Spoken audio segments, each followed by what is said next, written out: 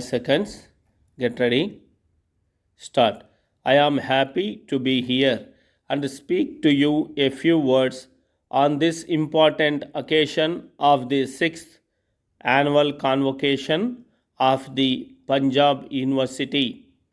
I offer my congratulations to graduates of the year who, by strenuous work and disciplined effort, have attained their degrees, and some of them have achieved distinctions also. Your university has had to face many difficulties of an unexpected character. After partition, you had to improvise practically a new university, shifting your teaching departments to different centers and starting new professional institutions. Naturally, your colleges have suffered from overcrowding, bad housing, ill equipped, and inadequate staff. These difficulties affect the maintenance of high standards.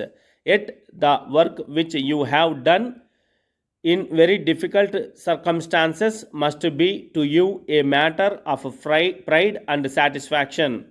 I hope that in the new capital, whose building has attracted attention far and wide, the universities will have its permanent headquarters with enough accommodation for its growing needs.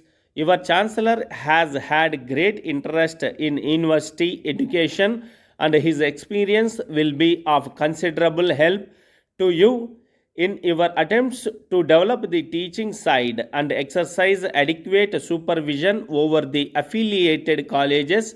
Building and equipment are not all. Good teachers who are interested in the welfare of the students, who have enthusiasm for their subjects, and who are able to impart it to the pupils, they form the central framework of a university. Our commercial minded generation reserves its respect for those who make money, and so the best ability is drawn into administration, business, and the learned professions. We have to realize that the kind of education we provide for our children is determined overwhelmingly by the kind of men and women we secure as teachers. The low esteem in which teachers are held is the most eloquent evidence of the malady from which our society suffers. We must get the right type of men for the teaching profession and not the incompetent and the unambitious. Respect for the teachers cannot be ordered. It must only be earned. The next few years will be a testing time, more severe and more exacting than we have known for many years. Political freedom, which we won at much cost and sacrifice, is only an opportunity. It is not a fulfillment. If we are to develop a strong democracy, political, social, and economic, it is necessary for us to work hard and work unitedly. The ideal imposes on us a sacred responsibility. Men are not made democratic by the mere formulation of ideals in the Constitution. They are not made good by mere exhortation.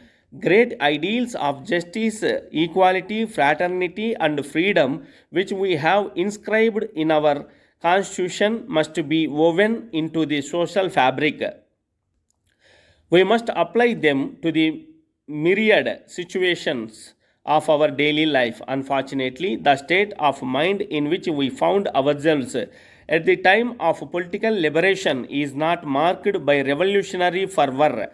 The spirit of enjoyment has prevailed over the spirit of sacrifice.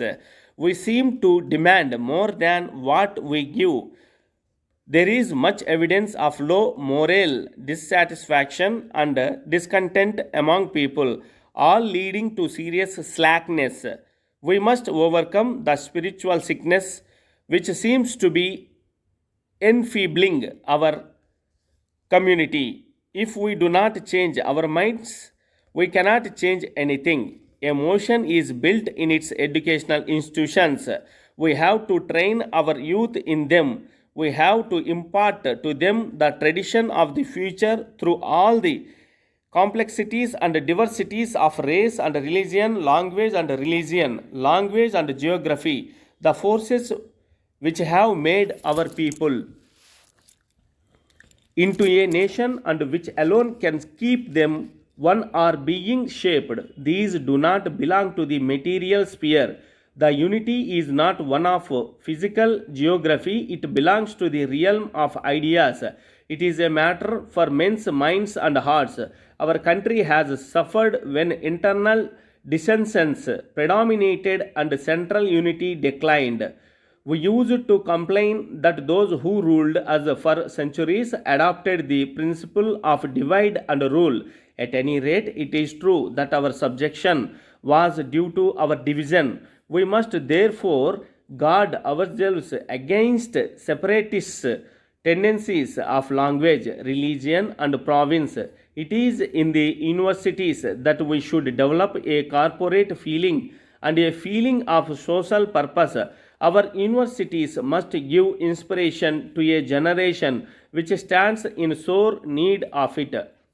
In the different branches of our planning effort, we require trained men, and it is for the universities to supply them. Naturally, young people wish to get themselves trained in scientific, technological, and professional courses.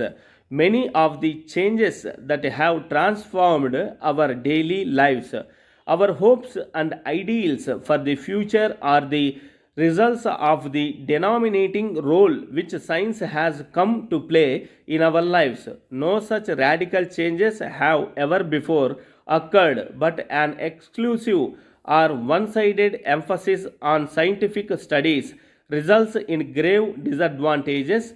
Power and wealth begin to exercise a kind of intoxication on the minds of men. From the Central Book Depot, New Delhi. Dear sirs, we have the pleasure to inform you that having re-established ourselves here after having been uprooted from Pakistan, we write to express our deepest gratitude to all customers, patrons, and fellow businessmen who have offered us their unstinted cooperation during the last 4 years, not only in India but abroad also. It is due to universal cooperation and frank appreciation of the books published by our firm that we have been persuaded to expand our business at a pace that has astounded many fellow tradesmen in Delhi and elsewhere. Well, the mainspring of our expansion has been the best production of books in an economical price and reasonable concession to and from cooperation from the dealers and individuals, customers. We sell all kinds of books, whether printed in India or abroad, and an exhaustive list of our stock with full details and prices as well as trade terms can be had by dropping a postcard with your address. We send our sumptuous catalog free of all obligations. We believe that many years of experience which we had in the line and ample means at our disposal will sufficiently warrant your confidence in us to give us a trail order before looking out for alternative sources. You may rely upon our most careful and prompt attention to all orders which we may be favored with. We have in our stock a supply of extraordinary general books which have evoked an enthusiastic interest not only in India but in Ceylon and Malaya also. We have been able to reprint several editions of various books within an incredibly short time. A list whereof is enclosed herewith for your favorable attention. In order to induce you to buy our books, we would give you special terms and will be willing to consider any proposal from you for expansion of your business and cementing our friendly relations. If you find that our quotations which we enclose herewith meet with your requirements. We should be glad to enter into negotiations with you for a regular business between us. Anticipating a favorable reply, yours faithfully. Stop.